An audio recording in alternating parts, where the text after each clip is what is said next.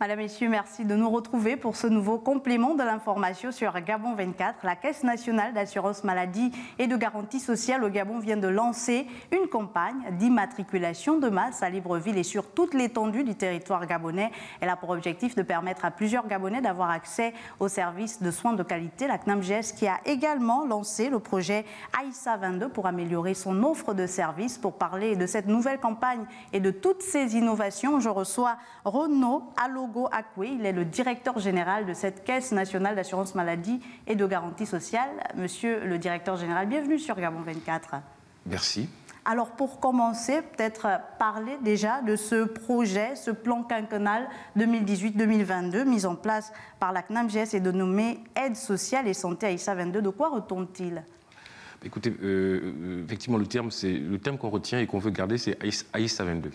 Donc c'est un terme que l'ensemble des collaborateurs, les 700 collaborateurs de la CNAMGS ont choisi pour appeler leur plan stratégique, leur projet d'entreprise Aïssa 22. En fait, c'est quoi Aïssa 22 ?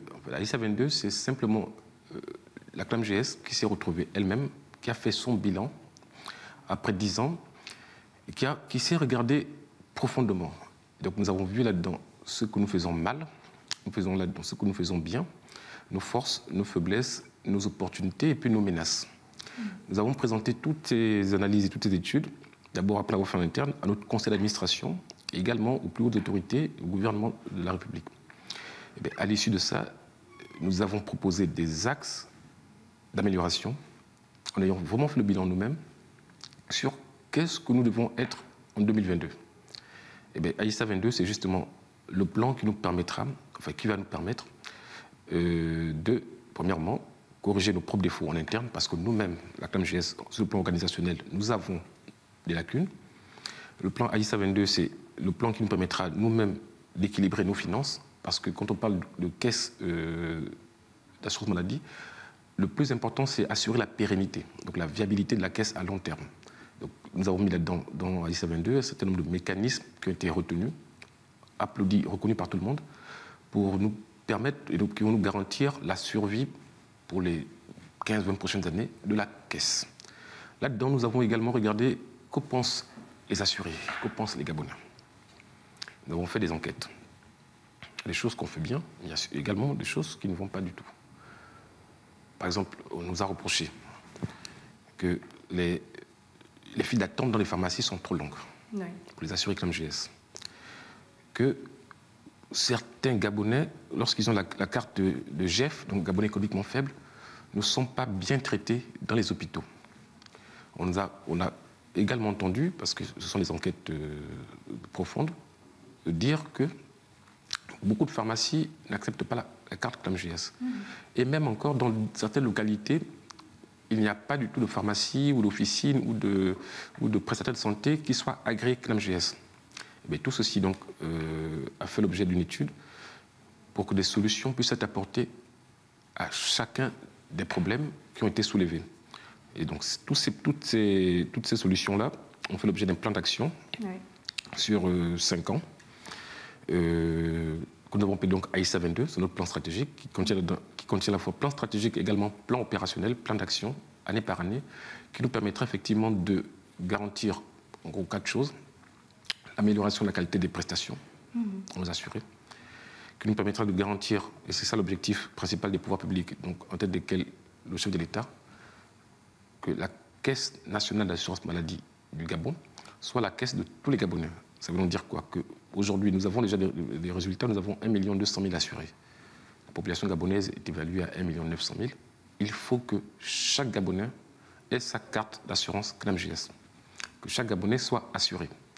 Donc, tout ce plan a été établi pour que d'ici 2022, l'ensemble des populations soient assurées, que les prestations de la CNAMGS soient disponibles sur tous les territoires du territoire et qu'il y ait une nette amélioration de la qualité des services. Quand je parle de nette amélioration de la qualité des services, je vais dire que nous devons travailler énormément avec nos prestataires parce que dans le mécanisme qui a été mis en place, il faut savoir que ce n'est pas la CNAMGS qui soigne les Gabonais. Oui. Ce n'est pas la CNAMGS qui vend les médicaments. Donc ce n'est pas la CNAMGS qui fait les examens. Mais la CNAMGS, et ça il faut le reconnaître, est le premier financier, le premier payeur de tous les prestataires de santé au Gabon. Quand vous prenez les hôpitaux publics, par exemple, oui, ils traitent mal les assurés CNAMGS, et pourtant, la CNAMGS leur fournit 80% de leurs recettes. Alors, en parlant de recettes, en parlant de fonds, vous faites bien d'en parler.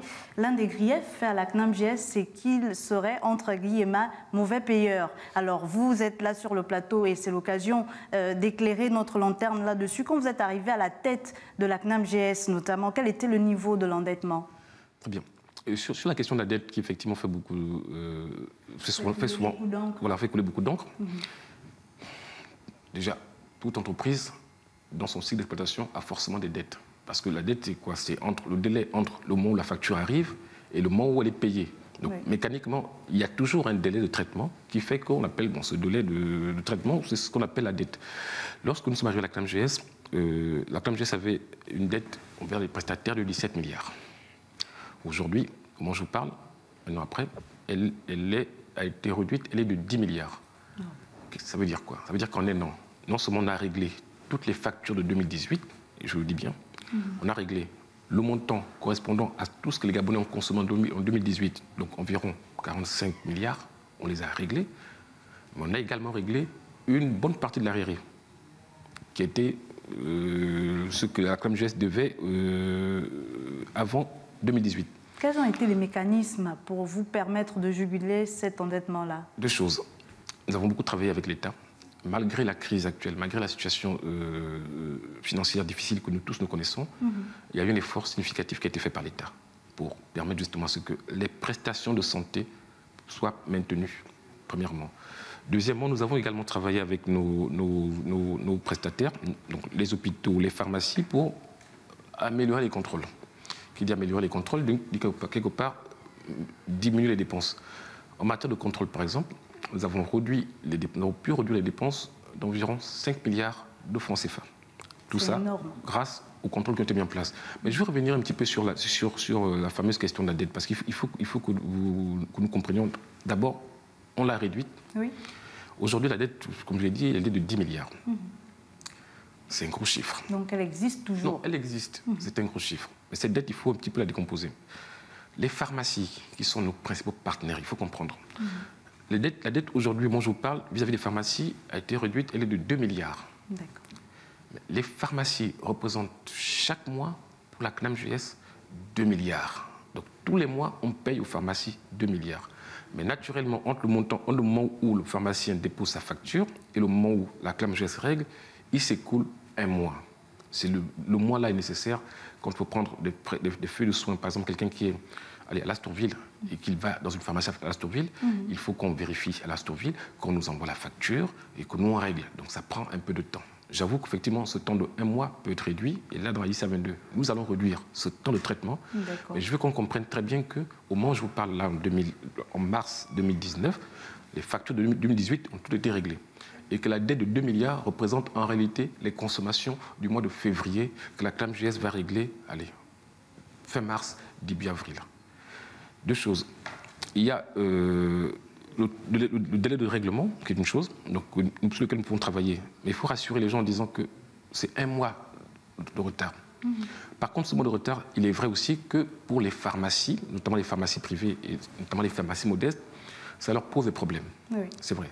Parce qu'elles, effectivement, de leur côté, elles ont des fournisseurs, ceux qui leur vendent des médicaments, qui exigent qu'ils soient payés au bout de 15 jours. Donc, quand la CNAMGS règle au bout d'un mois, alors que le fournisseur, lui, va être réglé au bout de 15 jours, donc forcément, ça crée des tensions. C'est ce qui, parfois, fait effectivement à ce que certaines pharmacies soient effectivement un petit peu à bout de souffle et suspendent temporairement les prestations. Est-ce que ce sont les mêmes délais pour les structures hospitalières? Non, c'est tout autre chose. Voilà, c'est tout autre chose. On va y revenir. Donc, pour revenir simplement pour dire que sur les pharmacies, nous avons une dette de 2 milliards qui correspond à un mois. Au moment où je vous parle, nous sommes en train de compiler et régler les factures préparer le règlement des factures de février 2019. Donc c'est pour ça que très souvent, lorsque je discute avec des chefs d'entreprise, en leur demandant, mais vous réglez vos fournisseurs dans quel délai? La plupart me disent, mais nous on règle nos fournisseurs en 60 jours ou 90 jours. La CNAMGS règle un mois, parfois un mois et demi, parfois. Oui. Donc, pour dire que ce n'est pas un si mauvais payeur que ça, parce qu'allez-y déposer votre facture à Sobraga, une entreprise commerciale, je suis sûr que ce sera 60 jours, très certainement. Eh bien, la ClamJS, ce n'est pas un si mauvais payeur que ça. Simplement, c'est vrai que nos prestataires, qui sont les pharmacies, ont des délais de règlement vis-à-vis de leurs propres fournisseurs qui sont extrêmement courts. Et c'est ce temps-là qui fait parfois qu'il y a du mécontentement. Sur les hôpitaux, notamment les hôpitaux publics, oui. Parfois également, on entend souvent que oui, mais la ClamJS doit beaucoup d'argent, la ClamJS doit beaucoup d'argent. La dette vis-à-vis des hôpitaux, actuellement, publics, moi je vous parle, elle est de 5 milliards. Ça, c'est uniquement les hôpitaux publics. Tous les hôpitaux publics. Nos dettes que nous avons actuellement, elle est d'environ 5 milliards sur les hôpitaux publics. Je vais prendre un hôpital comme ce qu'on a tenu la semaine dernière, le conseil d'administration de l'hôpital militaire, qui est un des plus gros au Gabon. L'hôpital militaire, pour 2018, a envoyé à la ClamJS des factures pour 2,4 milliards. La ClamJS a réglé en 2018 à l'hôpital militaire 2,5 milliards. Parce qu'on a commencé à diminuer un petit peu la dette qui avait été accumulée les années antérieures. Et cette réalité, elle est quasiment vraie dans toutes les structures hospitalières. Sur 2018, on a réglé le montant des consommations. Il y a quand même une dette vis-à-vis de ces petits hôpitaux-là qui est liée notamment à la période 2016-2017 pour lesquels, effectivement, tous les crédits que l'État avait prévus à la ClamJS n'ont pas été dégagés. Et au moment où je vous parle, nous sommes en train de travailler avec le gouvernement, notre ministre de l'État, ministre de la Santé, également de la Protection sociale, donc a déjà pris la tâche pour qu'effectivement des mécanismes soient trouvés pour qu'on puisse solder ou mettre un terme à la dette antérieure à 2017. Oui. Mais au moment où je vous parle encore, 2018 est globalement réglé. Donc ça montre que, depuis un certain temps en tout cas, la ClamJS paye ce qu'elle doit. Mais il y a encore le poids du passé que nous devons Effectivement. Est-ce que c'est la même chose pour les structures privées? Les structures privées, je pense que globalement, nous n'avons pas de problème. Parce qu'il y a certaines qui suspendent même les consultations ClamJS pour... Oui, certaines. Encore une fois, donc là, il y a deux mécanismes, il faut faire très attention. Oui. Il y a beaucoup de structures privées qui ne prennent pas les cartes ClamJS du fait de la ClamJS. Parce que la ClamJS ne veut pas les agréer. Nous ne voulons pas envoyer nous assurer, envoyer les Gabonais se faire consulter, se faire soigner dans des structures qui ne sont pas à niveau, clairement. Et donc, effectivement, il y a beaucoup d'établissements de santé au Gabon qui n'acceptent pas la ClamJS. Ce n'est pas de leur fait, c'est la ClamJS qui refuse que ces structures puissent être agréées parce qu'elles ne remplissent pas le minimum, les normes que nous exigeons pour assurer la santé de nos compatriotes et surtout de nos assurés. Et d'ailleurs, même si vous regardez, en 2018, nous avons suspendu un certain nombre de pharmacies, un certain nombre de cliniques. Oui. Nous avons clairement retiré l'agrément ClamJS à un certain nombre de cliniques. Et je peux vous dire que moi, en tant que directeur général de la ClamJS, je reçois tous les mois des demandes d'agrément des cliniques qui nous écrivent, non, on souhaite être agréé, on souhaite être agréé. Donc s'ils font cette demande, c'est qu'en gros, ça va bien. Effectivement. Voilà. Donc vous rassurez vos partenaires, que ce soit les pharmacies ou les structures hospitalières? Voilà, nous rassurons nos partenaires sur le plan du délai de règlement en disant que oui, ça prend un mois, mais ça va être réglé. La preuve en est qu'au moment où nous sommes là, nous n'avons pas d'arriéré de plus de 2 mois. Mais nous expliquons simplement aux Gabonais, parce qu'à la fin, ce sont eux qui vivent ce désagrément, qu'il y a effectivement un décalage entre le délai de règlement de la ClamJS qui est de 1 mois et puis le délai de règlement de nos prestataires, notamment les pharmacies, qui est de 15 jours, qui fait que ça crée des tensions. Et bien même sur ce plan-là, nous sommes en train de travailler et nous avons déjà préparé un certain nombre d'accords avec les établissements financiers pour qu'ils financent, pour qu'ils accompagnent nos prestataires, nos pharmacies, notamment les offices de pharmacie, pour qu'ils financent ce délai, en fait, les 15 jours de stock qu'il leur faut pour attendre que la ClamJS leur paye. Oui. Donc une solution technique et financière a été déjà trouvée et qui devrait être déployée d'ici avril. Donc je pense que notre conseil d'administration va se réunir très bientôt et devrait théoriquement régler, approuver cet accord pour que, définitivement, nous n'ayons plus, nos prestataires, nos pharmacies, n'aient plus de tension de trésorerie due à la ClamJS. Mais je le redis tout à l'heure, de la même manière qu'il y a des cliniques que nous refusons d'agréer, il y a aussi des pharmacies que nous avons choisi, nous, de ne pas agréer parce que les normes, les règles ne sont pas respectées. Alors, monsieur le directeur général, peut-être pour revenir au projet Aïssa 22, on a parlé de gain de temps parmi, entre autres objectifs, il y a également la numérisation, certainement, de certains de vos fichiers. Quelle sera la différence dans le traitement des feuilles de soins, par exemple, entre ce qui se fait actuellement et ce qui devrait se faire? Merci. Là, vous êtes en train de rentrer dans justement AISA 22 et donc quelles sont les solutions pour que les Gabonais souffrent, enfin, pour que les problèmes que les Gabonais évoquent quand ils parlent de la CNAMGS soient réglés.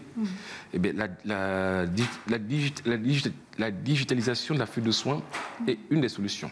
Oui. Pourquoi? Parce qu'effectivement, je vous ai dit tout à l'heure que pour régler une facture, on met un mois. Parce que nos factures encore, nos feuilles de soins sont manuelles.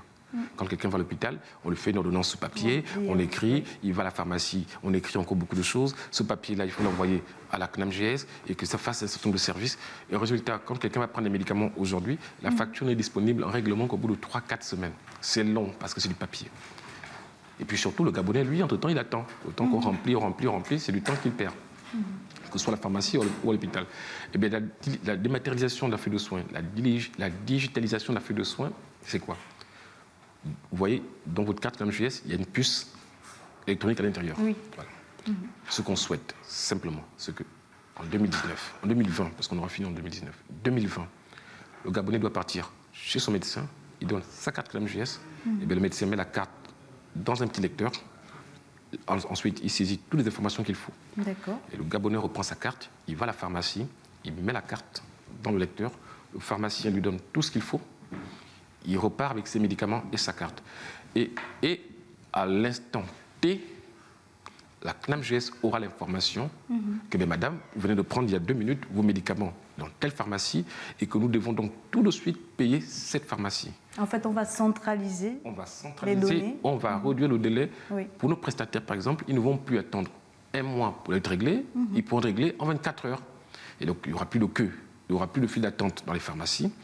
Et puis, vous-même, vous n'attendrez plus trop longtemps, que ce soit à la pharmacie ou à l'hôpital. Ça, c'est ce que vont gagner les populations. Mais pour la CNAMGS, quel sera... Les bénéfices? Oui, les bénéfices. C'est simple. Lorsqu'on a fait les études sur AISA 22, la digitalisation, l'impact pour nous, c'est 4 milliards d'économies. Parce qu'aujourd'hui, sachez que toutes les feuilles de soins que vous avez sont payées par la CNAMGS. C'est énormément d'argent. Donc une fois qu'on aura enlevé ces feuilles de soins, rien que les feuilles de soins, on dépense 800 millions chaque année. Les feuilles de soins. Sans parler des autres papiers qu'on doit multiplier, qu'on doit photocopier.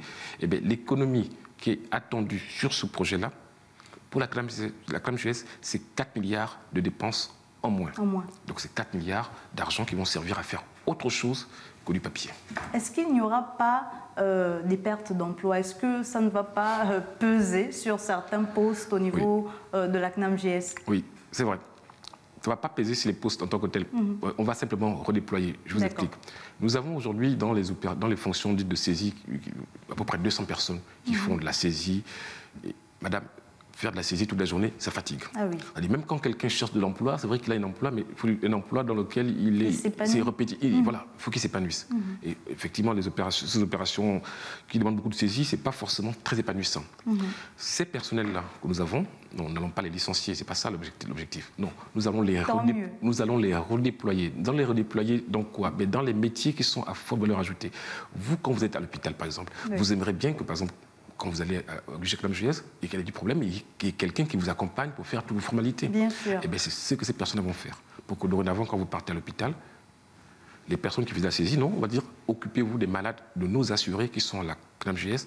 Pourquoi? Parce que, je vous l'ai dit tout à l'heure en introduction, la CNAMGS fournit 80% des recettes des hôpitaux. Mais nous, on voudrait que les assurés CNAMGS soient les VIP. Qu'ils soient traités à l'hôpital comme des VIP, parce que ce sont eux qui font vivre les hôpitaux, que quand ils arrivent dans une pharmacie, ils soient traités comme des VIP, parce que ce sont eux les plus gros clients de pharmacie. Et quand un client vous apporte 80% de votre chiffre d'affaires, eh bien, vous le traitez avec tout ce qu'il faut. Eh bien, c'est ce que nous allons faire. Ces personnes qui faisaient pour l'instant des tâches administratives vont être mises au service de l'accueil et de l'assistance, l'accompagnement des Gabonais lorsqu'ils sont malades. Alors, si vous nous rejoignez à l'instant, vous êtes sur Complément d'information et c'est nulle part ailleurs que sur Gabon 24 pour parler des innovations du côté de la Caisse nationale d'assurance maladie et de garantie sociale au Gabon. Je reçois le directeur général de cette caisse, de cet organe, Renaud Alogo Akwe. Alors, monsieur le directeur général, un ouf de soulagement de reprendre ces campagnes d'immatriculation de masse. Parlez-nous-en. Quelle est l'innovation principale de ces campagnes? D'abord, tout à l'heure, je vous ai dit que notre objectif et notre ambition, et ça c'est souvent les très hautes instructions du chef de l'État, qui souhaitent que tous les Gabonais, dès qu'ils naissent, soient assurés. Dès qu'ils naissent, ils doivent être assurés. Nous avons commencé en réalité ce travail de reprise des immatriculations l'année dernière en 2018. D'abord, en augmentant le nombre de points d'immatriculation. Dans Libreville, par exemple, aujourd'hui, vous pouvez vous faire immatriculer dans tous les hôpitaux. Aujourd'hui, vous pouvez vous faire immatriculer dans toutes les mairies. C'est Libreville. À l'intérieur du pays, quand vous êtes, par exemple, dans le Haut-Ogooué, vous ne pouviez le faire qu'à Franceville. Eh bien, nous avons ouvert des unités départementales dans quasiment la plupart des provinces, de telle sorte que quelqu'un n'ait pas à faire 150, 200 km pour aller se faire immatriculer. Donc, nous avons déjà mené l'immatriculation, nous avons déjà mené la CNAMGS au plus proche des populations. C'est vrai à Libreville, c'est vrai à l'intérieur du pays. Au moment où je vous parle, nous avons déjà ouvert 14 délégations départementales sur les 21 qui ont été retenues. À Libreville, je vous ai dit, on a multiplié par 3 le nombre de centres d'immatriculation pour rendre l'immatriculation aisée. On a vu les résultats que ça donnait. Mais nous avons estimé que ce n'est pas assez. Nous avons vraiment estimé que ce n'est pas assez, que malgré tout ce qu'on a fait, il y avait encore des retards, qu'il y avait encore des gens qui pensaient que la CNAMGS c'est pour les riches. Il y en a qui pensent encore que la CNAMGS c'est pour les gens qui ont des relations. Et bien donc, pour faciliter l'immatriculation à tout le monde, nous avons décidé effectivement de mettre des services mobiles d'immatriculation. C'est quoi? Comment ça se passe? Qu'est-ce que c'est? Ce sont des bus qui vont dans les quartiers, qui vont à Nzayon, qui vont à Cocotier, qui vont à Kébé, qui vont à Dibadiba, et ils immatriculent les gens sur place. Sur place, c'est gratuit, ça se fait en 3 minutes maintenant aujourd'hui. Ils viennent, la photo on la fait sur place, ils nous donnent juste la copie de leur acte de naissance, on photocopie, on prend les empreintes sur place, ils n'ont pas à se déplacer, et quand ils sortent au bout de 3 minutes, ils ont leur carte CNAMGS. Aussitôt, ils vont à la pharmacie, prendre leurs médicaments. Mais alors, une campagne qui concerne les Gabonais économiquement faibles? Non, ça concerne tout le monde. Tout le monde? Tout le monde. D'accord. Donc, tous ceux qui n'ont pas été, tous ceux qui pour l'instant ne sont pas encore immatriculés, peuvent s'adresser à ces bus-là, quand vous les voyez passer, quand ils viennent dans vos quartiers, ou aller à l'hôpital, ou aller à la mairie de votre arrondissement. Et bien sûr, vous pouvez également venir dans nos propres bureaux CNAMGS pour faire l'immatriculation. L'idée, c'est qu'il faut la rendre accessible à tous. La CNAMGS n'est pas un luxe, c'est une nécessité et chaque Gabonais doit avoir sa carte. Alors, pour parler de la catégorie Gabonais économiquement faible, elle également a fait couler beaucoup d'encre et de salive. Qui est concerné par cette catégorie? Le Gabon a choisi en réalité d'aller vers ce qu'on appelle la couverture maladie universelle. Ça veut dire quoi? Que chaque Gabonais, dès la naissance, doit être immatriculé. C'est d'ailleurs pour cela que nous avons mis la CNAMGS dans les hôpitaux, pour que dès que le bébé naît, on puisse l'immatriculer. Dès la naissance, on peut s'immatriculer. Et pareil, quand on fait la naissance du bébé, à la mairie, on l'immatricule. Donc il a fallu bien trouver le moment où ça a été mis en place. Globalement, nous avons au Gabon, on va dire que nous avons 4 catégories de personnes. D'accord. Il y a les travailleurs du secteur privé. Donc, vous travaillez à Sogara, vous travaillez à la CNAMGS, vous travaillez à Bolloré, voilà. Il y a ceux qui travaillent au privé, qui ont donc un groupe, on les identifie, il y a leur employeur qui est là, on les gère comme ça. Il y a les fonctionnaires, qui également, on passe par la solde, on les identifie. Et puis, il y a beaucoup de Gabonais qui ne sont ni fonctionnaires, ni agents du privé. Il y en a qui sont économiquement faibles, c'est-à-dire qu'ils ne travaillent pas, ils n'ont pas de revenus, au moins ils ont besoin d'assistance. Et puis il y a d'autres, effectivement, qui font un petit peu les petits boulots. Qui se débrouillent. Qui se débrouillent, voilà comment on dit, qui se débrouillent. Elles vont au marché, mais ils n'avaient pas d'emploi formel. Pour la plupart étaient considérés comme Gabonais économiquement faibles. Voilà, au moment où la CNAMGS est arrivée, malheureusement, on a mis tout ce monde-là dans les Gabonais économiquement faibles. Mais comment faire pour reviser le fichier aujourd'hui? Aujourd'hui, sur instruction du chef de l'État, nous sommes en train de créer, peut-être qu'on en parlera plus tard, oui. Il y a une autre occasion. Le fonds 4. Le fonds 4, c'est le fonds des travailleurs indépendants, ce qu'on appelle un petit peu le fonds du secteur informel et des assurés volontaires. Donc c'est le 4e fonds qui va venir compléter légalement le dispositif. Et bien ce fonds-là, justement, nous allons prendre beaucoup de gens qui sont dans les Gabonais économiquement faibles, on appelle les GEF, pour les mettre dans ce fonds. Parce qu'effectivement, ce fonds-là, c'est souvent nos frères, nos sœurs, nos parents qui sont taxis, qui sont ménagères, qui travaillent au marché, qui en réalité ne sont pas des Gabonais économiquement faibles, mais qui sont simplement des Gabonais qui travaillent dans un environnement qui n'est pas totalement formalisé. Donc, toutes ces personnes-là l'immatriculation va reprendre pour eux et ils seront mis à l'intérieur. Et ceux qui aujourd'hui sont dans la catégorie Gabonais économiquement faibles et qui ne doivent pas être là-dedans vont également être basculés dans ce fonds 4 pour que, à la fin, tous les Gabonais, chacun de nous aura un fonds. Mais je vous rassure tout de suite en vous disant que, quel que soit le fonds, les prestations sont les mêmes. Oui. Et le taux de prise en charge est le même. Il n'y a pas de discrimination. Il n'y a aucun Gabonais qui est maltraité parce qu'il est dans un fonds. Ça, ce sont les textes de la CNAMJS. Non, je le dis également, je le reconnais, que parfois, quand ils arrivent dans certains hôpitaux, pharmacies, c'est que la carte économiquement faible, on les maltraite. Et bien, nous allons maintenant être l'avocat de ces Gabonais économiquement faibles. Parce que c'est d'abord eux qui font vivre ces pharmacies et ces hôpitaux. Voilà qui est dit. Merci à vous. Renaud Alogo-Akoué, qui est directeur général de la Caisse nationale d'assurance maladie et de garantie sociale au Gabon. Merci pour tous ces éclaircissements, monsieur le directeur général. Je vous remercie. Je rappelle qu'avec vous, il a été question d'évoquer l'immatriculation de masse qui se poursuit aujourd'hui à Libreville et sur toute l'étendue du territoire gabonais. Il a été également question de parler de la question de l'endettement au niveau de la CNAMJS et du projet Aïssa 22. Merci à vous, chers téléspectateurs, d'avoir été des nôtres. Je vous dis donc à très vite sur Gabon 24.